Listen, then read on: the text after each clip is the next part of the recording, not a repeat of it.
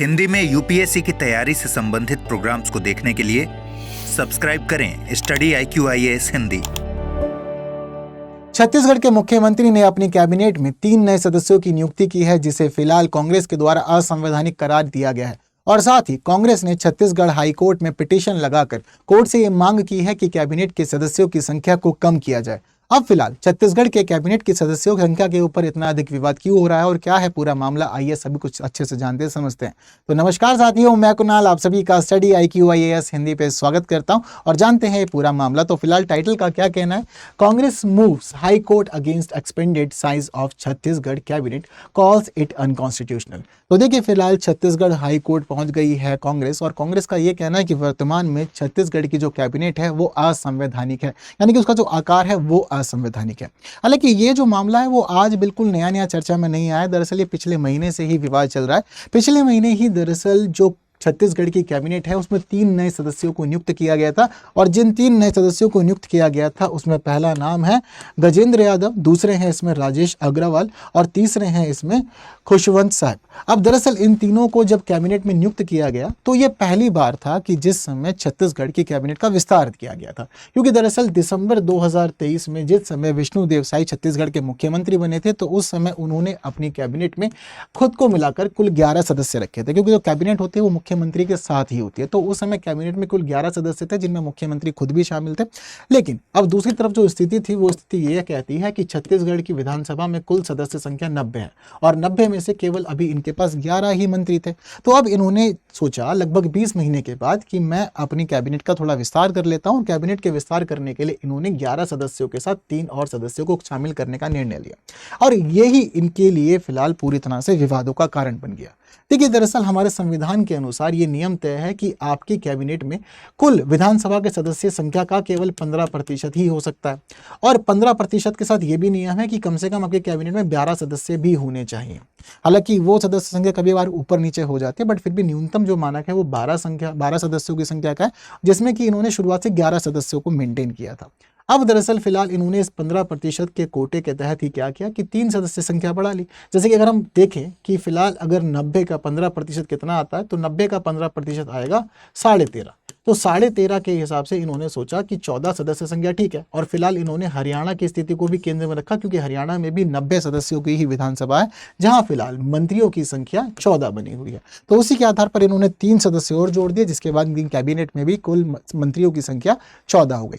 अब इसके बाद से लगातार ये विवाद चल रहा है, और छत्तीसगढ़ राज्य में कांग्रेस का ये कहना है कि 14 सदस्य संख्या छत्तीसगढ़ की कैबिनेट में नहीं हो सकती और ये असंवैधानिक है। हालांकि इनका ये भी कहना है कि आप इस मामले के लिए केंद्र सरकार से अप्रूवल ले सकते हैं। अगर आपने केंद्र सरकार से अप्रूवल लेके ये काम किया है तो ठीक है, अगर आपने केंद्र सरकार से अप्रूवल लेके ये काम नहीं किया है तो आप अपनी कैबिनेट से किसी एक सदस्य को तत्काल हटाइए, क्योंकि 14 की जगह 13 सदस्यों को ही स्वीकार किया जा सकता है। हालांकि संविधान का नियम यह कि 15% से अधिक नहीं होनी चाहिए, लेकिन जब हम लोग 13.5 पे रहते हैं तो ये एग्जैक्टली 15% है, बट 13.5 की मंत्री संख्या को पूरा करना किसी प्रकार से संभव ही नहीं है, तो इसीलिए 14 कर लिया गया। और 14 का मतलब यह है कि अब आप 15% के से आगे निकल चुके हैं, जिस वजह से विवाद चल रहा है। तो अब इसी वजह से इन्होंने पिटीशन लगाई है छत्तीसगढ़ हाईकोर्ट में, और छत्तीसगढ़ हाईकोर्ट के अंदर पिटीशन लगाकर इन्होंने कुछ खास मामला प्रस्तुत किया, और प्रस्तुत करते हुए उन्होंने सबसे पहले तो छत्तीसगढ़ के जो मंत्रिमंडल के विस्तार के आकार है उस आकार को उन्होंने संवैधानिक वैधता को चुनौती देते हुए कहा है कि यह असंवैधानिक है। और इस दौरान इन्होंने अपनी पिटीशन में शामिल किया है कि भाई जो 3 नए मंत्री शामिल किए गए हैं उन 3 नए मंत्रियों को शामिल करने से अब सदस्य संख्या हो गई है 14, और अब 90 सदस्यीय विधानसभा के अंदर मंत्रिमंडल 14 सदस्यों का हो गया है, जो 15% की संवैधानिक सीमा से अधिक जा रहा है। और इसका मतलब यह है कि यह पूरा काम असंवैधानिक है, क्योंकि दरअसल संविधान का अनुच्छेद 164(1)(a) यह कहता है कि आप 15% ही सदस्य संख्या रखेंगे कैबिनेट के अंदर। तो इसका मतलब आप इससे ऊपर जा रहे हैं, इसी वजह से यह काम असंवैधानिक हो गया, और इसलिए कहा जा रहा है कि फिलहाल हाई कोर्ट राज्य सरकार को आदेश दे कि वो अपनी कैबिनेट से किसी एक सदस्य को हटा ले। तो ये फिलहाल पूरा का पूरा विवाद है। अब दरअसल सदस्य की संख्या किस प्रकार निर्धारित की गई है, आइए जरा एक बार इस मामले पर भी नजर डाल लेते हैं और छत्तीसगढ़ सरकार के आधार को भी समझ लेते हैं। तो अब इस पूरे मामले में छत्तीसगढ़ सरकार ने जवाब देते हुए ये कहा है कि देखिए हमने कोई भी असंवैधानिक काम नहीं किया। अगर हम छत्तीसगढ़ के साथ साथ हरियाणा की विधानसभा को देखें तो हरियाणा की विधानसभा भी 90 सदस्यीय विधानसभा ही है, और 90 सदस्यीय विधानसभा में हरियाणा में वर्तमान में 14 मंत्री हैं। हैं और उसे असंवैधानिक नहीं कहा जा रहा है। इसी वजह से हमने हरियाणा की तर्ज पे ही छत्तीसगढ़ में भी 90 सदस्यों में से 14 सदस्यों को फिलहाल मंत्री बनाने का निर्णय लिया है। इसी वजह से हमारी भी फिलहाल कैबिनेट में जो कुल संख्या आ गई वो 14 हो गई है। तो विस्तार जो है वो पूरी तरह से संवैधानिक प्रक्रिया के तहत है और सारा काम संवैधानिक मूल्यों को पूरा करते हुए किया गया। हमने कोई भी कार्य संविधान के परे जाकर के नहीं किया। हालांकि अगर हम संविधान के नियमों को समझें तो दरअसल पहले हमारे संविधान में कहीं पर भी कैबिनेट की संख्या को लेकर के कोई प्रावधान नहीं हुआ करता था, लेकिन फिर 91वां संविधान संशोधन हुआ और 91वें संविधान संशोधन अधिनियम में कैबिनेट की सदस्यों की संख्या तय की गई। दरअसल 2003 में जब ये 91वां संविधान संशोधन किया गया था तो इससे पहले पूरे देश भर में केंद्र और राज्य के स्तर पर यह देखा गया कि मंत्री पद के नाम पर बहुत ज्यादा भ्रष्टाचार हुआ, करप्शन हुआ, लालच दिया गया लोगों से, उनकी पार्टियां छुड़वा दी गई, दल बदल बहुत बड़े स्तर पर कराया गया। तो एक गड़बड़ वाली स्थिति देखी गई जिसकी वजह से पूरी तरह से सरकार ना अव्यवस्थित हो जाती थी और सरकार अस्थिर हो जाती थी। कई बार मंत्री पद का लालच देकर के कोई किसी की सरकार गिरवा दिया करता था और कोई किसी की सरकार बनवा दिया करता था। अब इन्हीं सारी परिस्थितियों को समझते हुए 2003 में 91वां संविधान संशोधन किया गया और 91वें संविधान संशोधन के तहत यह तय कर दिया गया कि केंद्र में कितने मंत्री हो सकते हैं और राज्य में कितने मंत्री हो सकते हैं। तो इस संशोधन अधिनियम के माध्यम से अनुच्छेद 75 और अनुच्छेद 164 में संशोधन किया गया। तो अनुच्छेद 75 में संशोधन का मतलब था कि केंद्र के आधार पर या केंद्र के लिए संशोधन करना और वहीं अनुच्छेद 164 का अर्थ था कि राज्य सरकारों के लिए संशोधन का प्रावधान करना। तो अब फिलहाल अनुच्छेद 75(1)(a) ये प्रावधान करता है कि केंद्र में प्रधानमंत्री के साथ जो मंत्री परिषद की संख्या होगी वो लोकसभा के कुल सदस्यों की संख्या के 15% से अधिक नहीं हो सकती। यानी कि जो लोकसभा की कुल सदस्य संख्या आप उसके 15% से अंदर ही रहेंगे, उसको ऊपर नहीं जाएंगे। अगर 15% के अंदर रहते हैं तो यहाँ कोई भी उल्लंघन नहीं है, लेकिन 15% को पार कर दिया तो उसको बिल्कुल पूरी तरह से उल्लंघन ही माना जाएगा। अब इसी के तहत क्या हुआ कि हम आंकड़ा समझे तो पता चलता है कि हमारी लोकसभा की सदस्य संख्या 543 और 543 के हिसाब से अगर हम 15% निकालते हैं तो फिलहाल स्थिति हो जाएगी 81 मंत्रियों की। हालांकि जरूरी नहीं है कि आप पूरे इतनी संख्या में ही मंत्रियों को मेंटेन करें, आप इससे जितना भी चाहे कम रख सकते हैं और ये देख सकते हैं कि कितने मंत्रियों के हिसाब से आप अपनी सरकार को अच्छे से चला पा रहे हैं और काम में बाधा नहीं हो रही है और कुशल प्रशासन सुनिश्चित हो पा रहा है।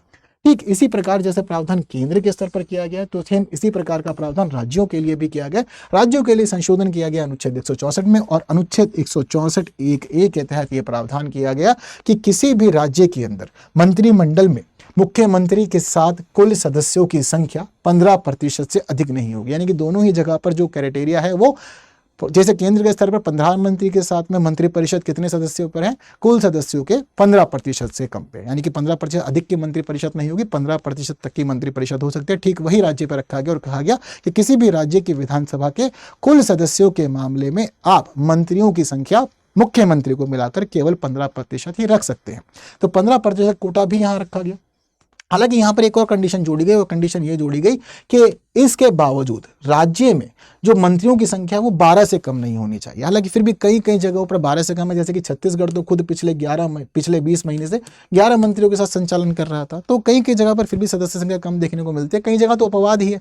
जैसे कि अगर मान लीजिए कहीं पर अगर 40 सदस्यों की ही विधानसभा है, जैसा कि है भी भारत के अंदर, तो वहाँ क्या किया जाएगा, तो वहाँ पर 12 को रखना का मतलब है कि बहुत ज़्यादा बड़े स्तर पर हो गया। तो वहाँ पर जो मंत्रिपरिषद बनी हुई है वो काफ़ी कम सदस्यों की है।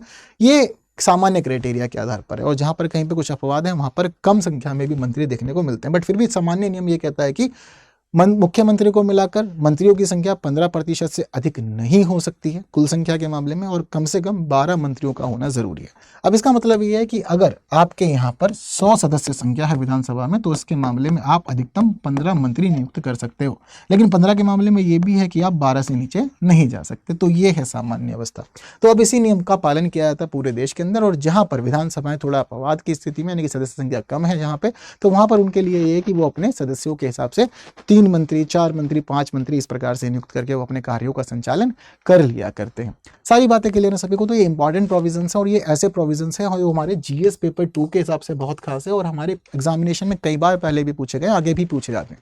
हालांकि कई बार हम लोग के मन में ये भी प्रश्न आता है कि ये सदस्य संख्या निर्धारित करने के पीछे का रीजन क्या है, क्यों हम मंत्रिमंडल के लिए संख्या को अनिश्चित नहीं छोड़ सकते और क्यों हम ये नहीं कह सकते कि जितना भी उचित लगता है वो प्रधानमंत्री केंद्र के स्तर पर और मुख्यमंत्री राज्य के स्तर पर खुद से तय कर ले। तो देखिए इसके पीछे मैंने आपको बताया कि बहुत सारे रीजन रहे और 2003 तक इन्हीं इस प्रावधान के ना होने की वजह से बहुत ज़्यादा सरकार अस्थायी रही। तो सरकार को एक स्थायी रूप देने की वजह से ही ये पूरा काम किया गया और कई सारे कारण हैं जिस वजह से ये प्रावधान किए गए। तो पहला जो कारण है वो है प्रभावी निर्णय निर्माण। तो दरअसल क्या होता है कि जब कभी भी हम एक स्थायी व्यवस्था देखते हैं सरकार के अंदर तो कार्य करना आसान हो पाता है और एक प्रभावी रूप से सरकार कार्य कर पाती है। अब दरअसल पहले ये देखा गया कि कई बार मंत्री पद का लालच दे दिया गया, प्रधानमंत्री पद का, मुख्यमंत्री पद का लालच दे दिया गया। इसकी वजह से कई बार सरकारें जोड़ तोड़ से गुजरी। तो इस सभी चीज़ों को समझते जानते हुए ऐतिहासिक उदाहरणों के आधार पर यह निर्णय किया गया कि कैबिनेट की एक निश्चित संख्या हो वही ठीक है और उसी के अकॉर्डिंग जब काम चलेगा तो जनता के लिए प्रभावी कार्य हो सकेंगे और निर्णय तेजी से लिए जा सकेंगे।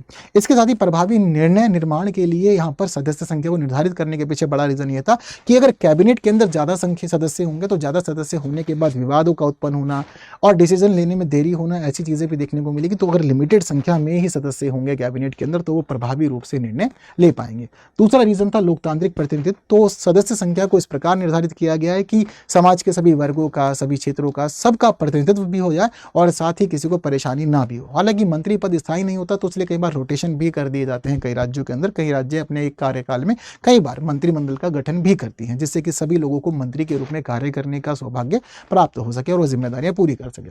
तो लोकतांत्रिक प्रतिनिधित्व सुनिश्चित करना भी ये सदस्य संख्या निर्धारित करने के पीछे का रीजन था। इसके अलावा कुशल प्रशासन। तो अब दरअसल जब सदस्य संख्या स्थायी हो चुकी है तो सब अपनी जिम्मेदारियों को समझते हैं। एक एक व्यक्ति के पास अपने मंत्रिमंडल के अकॉर्डिंग कौन कौन से मंत्री उनको बनाया गया, यानी कि कौन कौन सा कार्य दिया गया, कौन सा विभाग दिया गया, कौन सा मंत्रालय, तो वो सभी चीज़ें वो पूरी करते हैं जिससे प्रशासन भी कुशलता से चलता है। और कम सदस्य संख्या रखने का अर्थ ये कि खर्च और संसाधन के ऊपर भी ध्यान दिया जाए, यानी कि कम से कम खर्च में आप संसाधनों का कुशल प्रबंधन करें और बेस्ट चीज़ें कर पाएं। साथ ही राजनीतिक स्थिरता। तो बताया कि जोड़ तोड़ की राजनीति ना हो, किसी को हाउस ऑफ प्रॉफिट में ना रखा जाए, किसी के साथ गड़बड़ वाली चीज़ें ना की जाए। तो इसी वजह से इन सभी को मेंटेन करना भी ज़रूरी था। ठीक है, तो इस वजह से इन्होंने क्या किया है कि राजनीतिक स्थिरता बनाने के लिए भी इन्होंने इस पूरे की पूरी स्थिति को सुनिश्चित किया। साथ ही संतुलन बनाना। तो सदस्य संख्या के मामले में कभी ऐसा ना हो कि सारे के सारे मंत्री हो जाएं या जितने लोग सरकार में हैं वो सारे ही मंत्री कहलाए जाएं। तो सदस्य संख्या के अकॉर्डिंग एक बैलेंस मेंटेन करना कि एक कुल संख्या विधानसभा की होगी या लोकसभा की होगी, उसमें से एक पक्ष सरकार के पास होगा और सरकार में भी कुछ गिने चुने होंगे जो कैबिनेट का हिस्सा होंगे और जो महत्वपूर्ण रूप से कार्यपालिका के रूप तहत कार्य करते हुए प्रभावी निर्णय लेंगे और जन कल्याण किया जाएगा। साथ ही एक प्रभावी सरकार का संचालन भी सुनिश्चित किया जाएगा। इसके साथ ही अनावश्यक नियुक्तियों पर रोकना। तो कई बार क्या होता है कि सभी अपने सदस्यों को खुश करने के लिए या फिर किसी को अनावश्यक लाभ देने के लिए आप जबरदस्ती किसी को मंत्री बना देते हैं, तो ये सब काम भी ना हो। तो इन्हें रोकने के लिए भी ये निर्णय लिया गया और साथ ही लाभ का पद और दल बदल से बचाओ। तो किसी को लालच देना, लाभ के पद पर नियुक्त करना है, दल बदल की स्थिति में किसी को फंसाना, तो इन सभी चीजों को रोकने के लिए भी ये काम किया गया। सदस्य संख्या निर्धारित कर दी गई। तो ये सारे वो बड़े कारण हैं जिसकी वजह से कैबिनेट के लिए सदस्यों की संख्या को निर्धारित रूप दिया गया है और चीजों को व्यवस्थित किया गया। तो अब इन सभी बातों को ध्यान जरूर रखिएगा क्योंकि क्वेश्चन बहुत सारे बनते हैं प्रीलिम्स में भी और मेंस में भी, जहां आपके लिए सारी बातें बहुत महत्वपूर्ण हो जाती है। और इसी के साथ एक इजी सा क्वेश्चन है जिसका आंसर आप लोग को कमेंट जरूर से करना है। और आंसर कमेंट करने के साथ ही अगर आप लोग द हिंदू का सेशन ढूंढ रहे हैं अपने लिए हिंदी में, तो रोज सुबह 9 बजे जुड़ सकते हैं हमारे साथ, जहां हम न्यूज एनालिसिस के साथ साथ एडिटोरियल डिस्कशन भी किया करते हैं। तो जरूर जुड़िएगा। इसके साथ ही आप लोग हमारे एक नए बैच से भी जुड़ सकते हैं जो शुरू हो रहा है आज से शाम 6 बजे। तो ये हमारा प्रतिज्ञा प्लस बैच है। 2026, 27 और 28 वाले स्टूडेंट्स के लिए शुरू किया जा रहा है। और वैसे 26 वालों के लिए बैच आज से शुरू हो रहा है और 27, 28 वालों के लिए बैच शुरू हो रहा है कल से। तो ये बैच में आपको मिल सकता है बहुत ही खास डिस्काउंट और डिस्काउंट मिलेगा KL लाइव कोड यूज करके। KL लाइव कोड कीजिए यूज और अपने लिए अपना बेस्ट बैच चुन लीजिए आज ही। इसके अलावा बैच में आप लोग को मिलती हैं 1000 से अधिक घंटे की कक्षाएं जहां आप लोग का कंप्लीट सिलेबस होता है। साथ ही करंट अफेयर्स, CSET और आंसर राइटिंग की प्रैक्टिस करवाई जाती है। 1-to-1 मेंटरशिप में आपको तैयारी के साथ साथ पूरा मार्गदर्शन दिया जाता है कि तैयारी कैसे करनी है और चीज़ों को कैसे व्यवस्थित करना है और क्या क्या आप अपने लिए अच्छा करके जल्द से जल्द सिलेक्शन सुनिश्चित कर सकते हैं। इसके अलावा आप लोग को यहाँ पर स्टडी मटेरियल की टेंशन भी नहीं लेनी कि कंप्लीट स्टडी मटेरियल आपको स्टडी IQ प्रोवाइड करवाएगा और साथ ही टेस्ट सीरीज भी आपको मिलती है। इसके अलावा PRP, MRP, SIP, MIP, तो इस प्रकार के प्रोग्राम्स जो होते हैं वो भी चलते रहते हैं आप लोग के लिए, जिससे कि आपके लिए चीज़ें बहुत ज़्यादा अच्छी हो जाती हैं। इसके अलावा आपको मिलता है 11,000 रुपये कैश प्राइस अगर आप टॉप टेस्ट परफॉर्मर बनते हैं और वहीं आपकी पूरी फीस रिफंड भी हो जाती है अगर आप प्रीलिम्स एग्जाम क्लियर करते हैं। तो एनरोल कीजिए KL लाइव कोर्स से और साथ ही आप मेरे साथ जुड़ सकते हैं टेलीग्राम, इंस्टाग्राम, फेसबुक और X, और साथ ही QR कोड भी स्कैन कर हमारे टेलीग्राम चैनल पर पहुँचने के लिए जहाँ PDF भी शेयर होती है और साथ ही आप उसको सर्च कर सकते हैं कुणाल कोटिया से। तो बस आज के लिए इतना ही, जितनी महत्वपूर्ण बातें की जानी थी वो सब बातें हो गई अच्छे से। मैं उम्मीद करता हूँ कि आपको कुछ से क्लियर हुआ होगा। बाकी की बातें करेंगे आने वाले क्लासेस में कुछ नए विषयों के साथ। तब तक के लिए दीजिए मुझे विदा। Thank you so much. जय हिंद। हिंदी में यूपीएससी की तैयारी से संबंधित प्रोग्राम्स को देखने के लिए सब्सक्राइब करें स्टडी IQ IAS हिंदी।